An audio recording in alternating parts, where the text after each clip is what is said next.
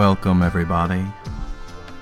I'm your host, Richard Vanfield, and this is another edition of Phone Calls from the Nether regions. That's right. We'll be taking your phone calls, hearing your spooky stories. We'll be talking about some of the strange goings-on in the world. So buckle up, sit back, and let's get weird.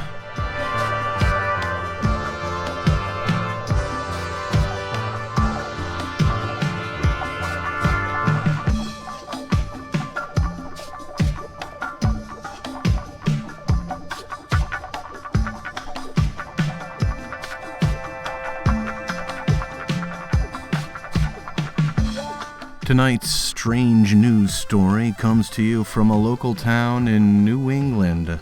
A small town of friendly people, where a strange man seems to have moved into town.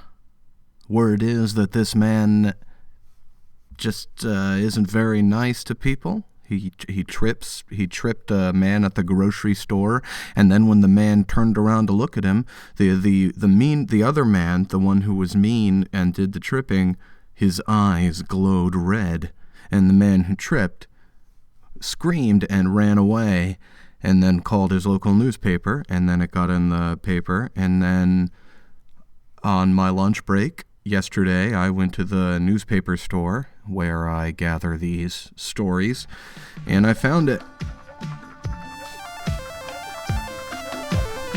News of the weird.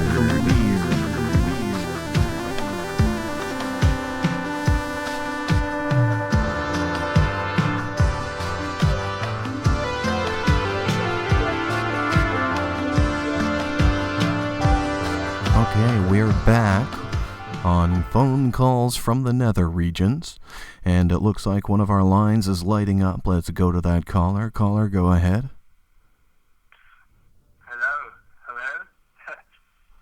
Hello? Hello, caller, are you there? Yeah, hey, what's up? Caller, can you tell me why you're calling? Yeah, I just had a really freaky experience.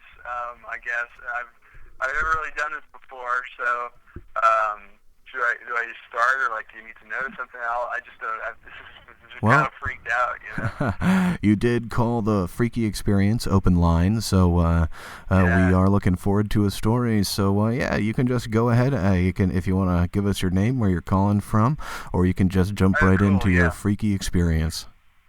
Right. Well, my name's Mason, and I'm from South Florida, and I spent a lot of time out on the water, and I'm out there every day, man, for 3 years now, right? And so wow. I've seen pretty much everything you can really see. I've seen a shark once. I've seen a manatee. He's right under my board when I was out there. Fantastic. And I see a dead body that was kind of freaking me out a little bit. That is a terrifying experience. So I've seen all that stuff, and but I didn't even know it was even possible that something like this could have existed. But I was out there, and it's some really gnarly surf that day, man. And I was up by myself, which I don't like to do because, like I said, there's going to be a shark, or, sometimes there's even just a piece of metal out there that yeah, so we've heard a lot of paranormal experiences happening in gnarly surf. That is something that yeah, right. Anyway, I was out there. It was a really cool morning, and I was catching some good stuff, and I caught this one wave, and I landed pretty hard and fell off my board into the water, and I felt this metal on my arm, and it wasn't a pain or anything. It was just kind of alarming, okay. And so like I reached down and it was like a pole, right? And like I held my breath and went as far down as I could, and there was like it just kept going, and it's like, whoa, what is this shit, man? So what I did, I actually tied my board to the pole, and I swam in, and I got Eric, and Eric, because he was there at that point, he was gonna like meet me, and we were, gonna like. Eric sounds like a cool dude. Yeah, like he usually is the one that brings the butt, so he's pretty cool, and you can like cut that out if you want. That's up to you. But anyway, I was like, Eric, you gotta check this out. And Eric is also really cool because he also works for the scuba diving company. And so like we went and we got the suits, right? And we went back out to where the board was, so I knew where the pole was. And we went all the way down, and it was like a fucking building in the water, man. And like I was like, whoa, shit, Eric. And Eric was like, whoa, Mason, holy shit, is this what I think it is? And I was like, I don't really know what it is, but I think it might be like the lost city of Atlanta, you know? And Eric was like, it definitely is. And so we swam down in the scuba gear that Eric's boss let us use.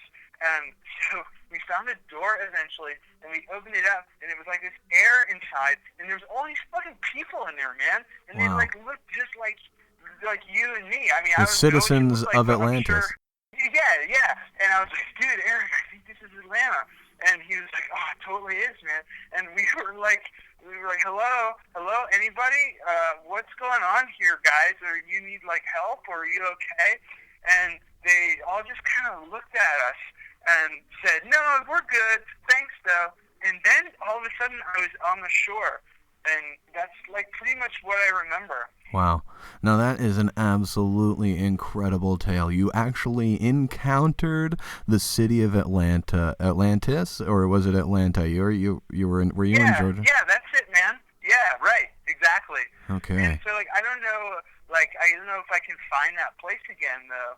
Well, that's the thing. Sometimes that's what we hear is that once you discover it, it's very difficult to rediscover. It disappears. You know, they have some type of ray that's able to cloud your memory, from what I've heard.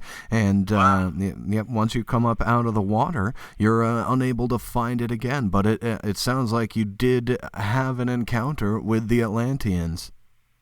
Yeah, and even some more than that too, man, was that like Eric and I had a really it was almost kind of like spiritual. We were pretty close before, but now we're like really close, and nobody else really understands that. And so like I'm having a really hard time even connecting with anybody else now, because Eric and I, had this really deep experience. And before it's always been like Mason and Eric and then like all their friends, and like if we like say hey to each other, that's cool. But now it's like totally different, and like we like it's just like I it's not like a sexual thing, 'cause I'm not really into that, but I'm cool with people who are into that, because like I'm not that kind of guy. But like it's just this like really deep thing, and I just think like finding those people in Atlantic like that was like the thing that's gonna like bond us, you know? Well, I'm glad to hear that. Thank you for calling in, Mason. We're happy to hear from our loyal listeners, especially with such a freaky experience as that one. We'll be back soon with more phone calls from the Nether regions.